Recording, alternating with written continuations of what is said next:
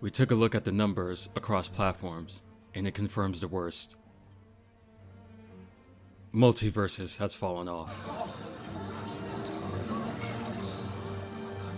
Okay, jokes aside, let's cut to the chase. I think it's pretty clear at this point that Multiversus has fallen off. I mean, that's been true for like what, the past 8 months? But recently, this sentiment has become more and more common, with many players and content creators for the game announcing that they are leaving it behind, or they're super skeptical of the game's future and longevity. To deny the idea that this game in some form is a letdown, honestly just feels like copium at this point.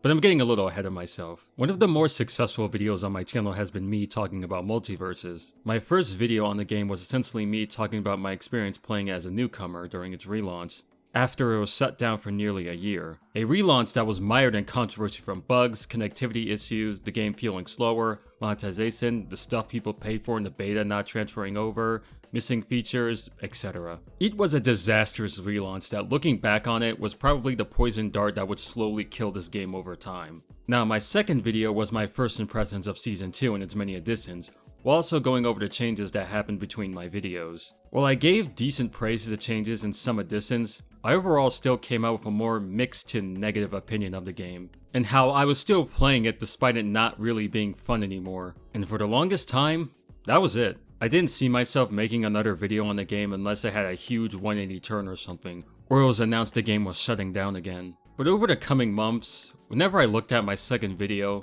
I had this strange feeling of guilt. That I did the game dirty even though realistically I didn't. What I said in that video was my honest opinion, but this nagging feeling just wouldn't go away. So at the time, I decided to put together one last Multiversus video. I started recording footage for Season 3 and eventually came to do it for Season 4. But when I got to the writing portion, I just became disinterested. I struggled to say really anything about the game because it felt like I was repeating myself from the previous videos. This script went through 3 different drafts and I didn't get far in any of them. And my folder for the game footage was ballooning to like 10 gigs in size. I had all this footage that I didn't know what to do with it cause I had no motivation to make it. But at the same time, I still didn't want the footage to go to waste. And for a while, I was stuck in this cycle. Until RV Rocks released his The Continued Failure of Multiversus video. And it took the words right out of my mouth. RV's video spoke to me on a level I hadn't felt in a long time. Dude pretty much hit the nail on the head in why this game is failing, and if the views are anything to go by,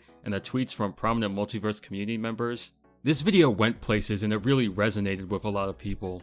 From current players who are becoming frustrated with the game's current direction, to past players who dropped out a long time ago and now know that the game's issues still haven't been addressed, and randos who might have heard about the game but now know it's not worth investing into. This vid got everybody, and for a bit, I completely threw up my hands and was like, well, I don't need to make the video anymore because this exists, and I agree with it 100%.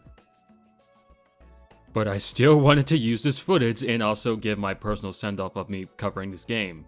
So, here we go. This is going to be my personal, and hopefully short, breakdown on why Multiversus Season 4 and the game as a whole is a letdown, why I probably won't be playing Season 5, and why I think this game's fate has already been sealed. Now, going into Season 4 Multiversus, I had a lot of hopes. Season 3, while overall being okay, was setting in stone a formula we could expect from future seasons. 2 new characters, some special events on a weekly or bi-weekly basis, maybe a new game mode, you get the idea. But Season 4 up front grabbed a lot of players and even outsiders' attention. For starters, we had a roadmap, which was something players have been asking for months, detailing what we were going to be getting. A new way of unlocking fighters that on the surface sounded like it was going to be much easier. Keep a pin in that. A new game mode in the form of arena mode. And more importantly, 2 heavily requested characters being Raven from Teen Titans and Marceline from Adventure Time. Honestly, I think that last point is really important. When Raven was revealed for the game along with her new design, I saw all kinds of fan art on my timeline.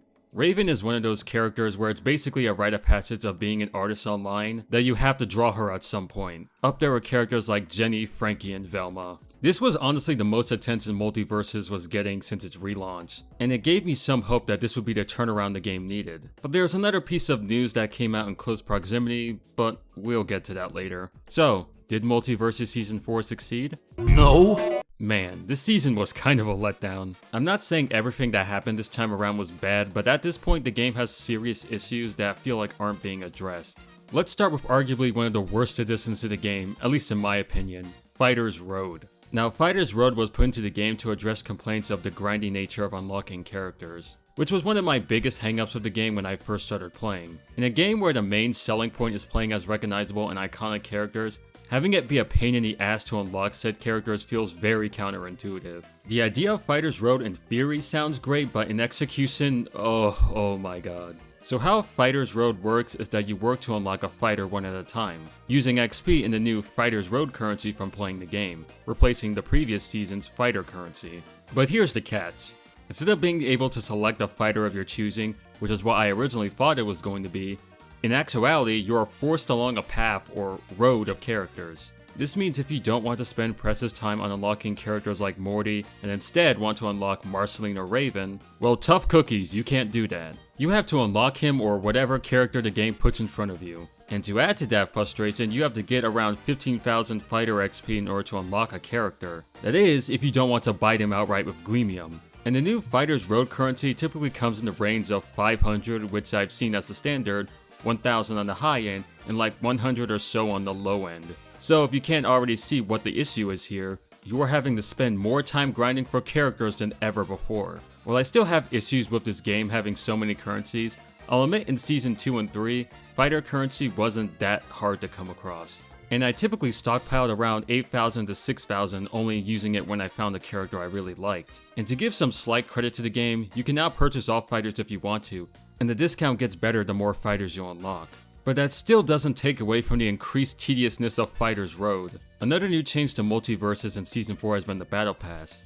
Initially, how it would work was that you had 70 different items to unlock, with the first fighter of the season being slot 1 when you purchased it. While the idea of locking a character behind the Battle Pass was and still is controversial, the Battle Pass does give you enough Gleamium in it to unlock the next season's Battle Pass, which I felt was a decent decision. And having one character in the pass did give a big incentive to get it. But with Season 4, fighters are now out of the Battle Pass and now can only be obtained through the Fighter's Road, Gleamium, or character tickets if you still have them from the beta. And now the Battle Pass has been split into 2 chunks, being 40 slots each and now having slightly less time to complete them, though the second half of Season 4's Battle Pass was extended due to Season 5 being delayed. I'm gonna be honest, I'm pretty mixed on this. While the idea of having 2 Battle Passes with less slots sounds nice, since the time to complete them is now shorter, you essentially have to play the game more. Which sounds funny to say that as a complaint because hey, you're playing the game more, that should be a good thing. But in a game with so many issues like hitboxes, bugs, and so on, some of which still haven't been addressed,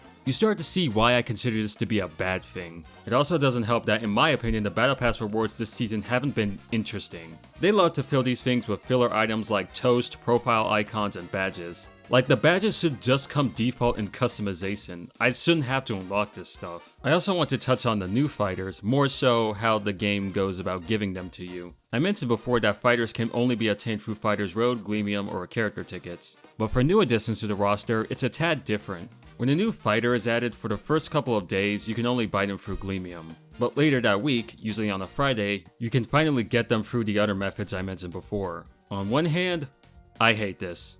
Like, straight up. But on the other hand, since this is a free-to-play game, I know the devs have to make money somehow. I just wish they did it in much better consumer-friendly ways.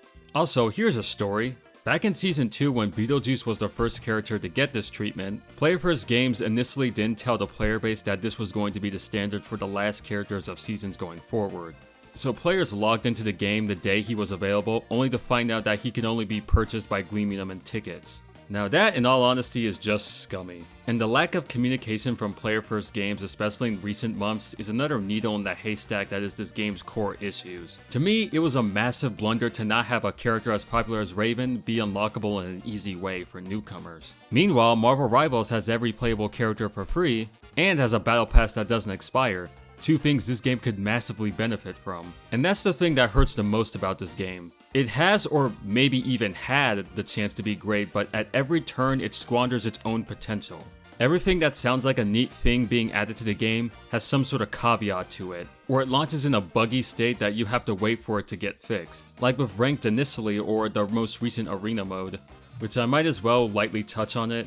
In the early days of Season 4, this thing was unplayable. Matches were laggy as hell, and it was so bad that players decided to self-destruct themselves just to get out of the match. But in short, Arena mode functions like a roguelike. You start each round being able to pick specific perks to help you out in the match. You are put on teams, and if those teams' HP goes down to 0, it's game over.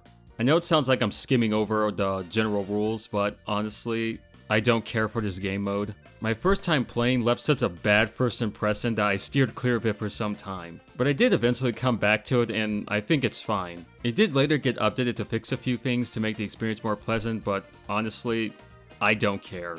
Which sums up most of my feelings toward this game at this point in time.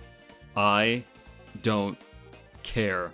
I could talk about so many things wrong with this game, but I just don't have the energy to do so. Actually, you know, screw it. Since this is my last video talking about this game, let me just say the things that bug me the most about it. First off, rifts still feel like an afterthought. I honestly forget these things are even in the game. The story within them is so uninteresting and might as well not be there. Raven's Rift felt like a chore to get through with how long it was. Playing rifts on higher difficulties if you want to get specific rift rewards is a death wish, since enemies will start taking forever to kill but they can kill you in 3 hits, and ending a rift feels so hollow. Like I'm expecting something like a reward, but no, it's just some plain ass menu telling you if you want to go play another rift. And that's another thing, man. The rewards in this game need to be better. Or more so, they need to give you rewards more often. What if after I beat a rift, I get like a bunch of Fighters Road currency or something? Or maybe a banner or a skin related to the theme of the rift. Hell, the Fighter's Mastery could use this stuff. Instead of giving me freaking perk currency, how about a skin? Or what if the second to last item was the character's announcement pack? That would actually be a decent reward, especially since most characters in the game have them. Hell, characters who aren't even playable have them, like Lady Rainicorn or Foghorn Leghorn, who was only added because of the memes that spawned from him in 2024. Cause you know, Warner Brothers loves to reference memes of their franchises.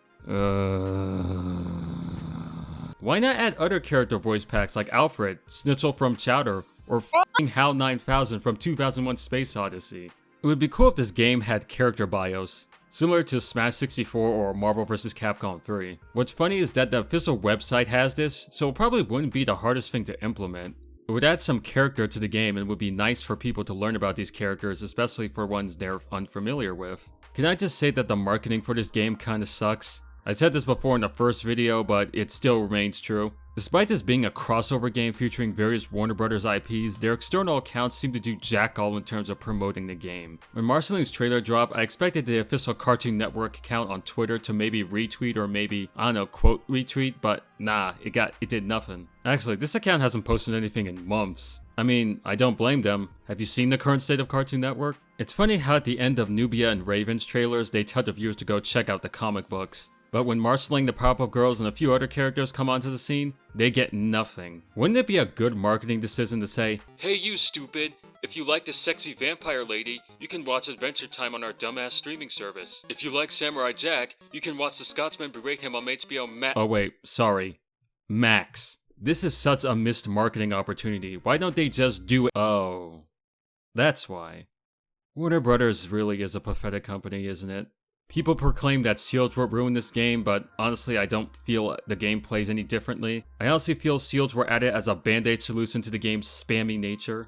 Characters like Saggy, Taz, Banana Guard to name a few, are characters that are infamous for spamming one move to kill. So instead of properly balancing the game, they just threw seals on it as a quick solution. And as I said before, seals didn't really change the game, as dodge rolling is still a powerful option that everybody uses. I could say more, but I honestly just want to be done with this video and this game at this point. It's sad, really. Multiversus had a lot of potential to be a consistently fun, quirky experience. And for some, it still is that. But for me, unfortunately, it has taken L after L after L at every turn. When this game was getting relaunched, I really wanted it to succeed. I wanted it to have a Final Fantasy XIV style comeback, where the devs go back to the drawing board, learn from their mistakes, and make a game that actually appeals and respects players' time. But we didn't get that. At least I don't think we got that. But due to either incompetence, corporate greed, mismanagement, maybe all three and a mysterious X factor we don't know about, Multiversus continues to languish. And I honestly don't see it getting any better. By the way, did I mention that Warner Brothers themselves admitted that this game underperformed? Remember that little piece of news I mentioned that came around Season 4's early hype? Well, it was this. Now I heard the explanation that IGN sourced this from Digital Trends, and in that article they mentioned that Warner Brothers was still backing Multiversus despite its failures. which is an interesting point, but I don't think they're doing a good job at it. Let's go back into the point of this game's marketing being poor again. Remember in Season 1 when Joker got a fully CG trailer? Or when Jason and Agent Smith's riffs had a full CG opening? Yeah, have you realized that those have completely gone away? And we haven't gotten anything like those cinematics since then? If done well, I think these short animations could actually be used to hype up the game, showing off stuff like funny character interactions and all that stuff. Say what you want about gacha games like Marvel Snap or the Hoyoverse, but Jesus Christ, those animated trailers those companies commission go insanely hard. And if circumstances go right, they actually draw attention to the game. I may not care a whole lot about Zenless Zone Zero or Honkai Star Rail, but some of those animated trailers did get me slightly interested in potentially checking them out. I hope you see what I'm getting at here. There are so many opportunities to try and make the marketing of this game better, but the thing is, stuff like that costs money. And I honestly believe that the Multiversus team isn't getting a whole lot of it. I mean, if the monetization in this game is this desperate, then I'm fully inclined to believe that. So do I believe that Multiversus will shut down? Both yes and no. Just looking at the game at this point and feeling the vibes, I honestly feel we're on its last legs. Potentially. Maybe a Switch 2 port can save it, but I question if the game will still be around for that to be possible. The yes part of my answer comes from me believing that the game will sunset, i.e. the devs will no longer be able to make major content for the game. Just look at Rocksteady in their Suicide Squad game. Now, will Multiversus go dark? Like offline?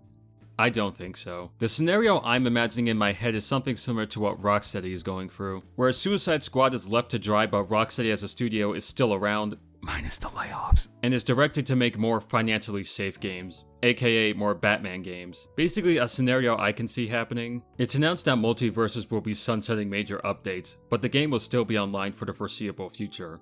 Then Player First Games, since it's now owned by Warner Brothers, is directed to make a more financially feasible game, perhaps a single player title, potentially using whatever assets they had from Multiversus to skim on the budget. Maybe a 2.5D Batman platformer in the style of the Sunsoft games on NES, or maybe even an Adventure Time game, perhaps one based off Fiona and Cake, since that show's second season is currently in production.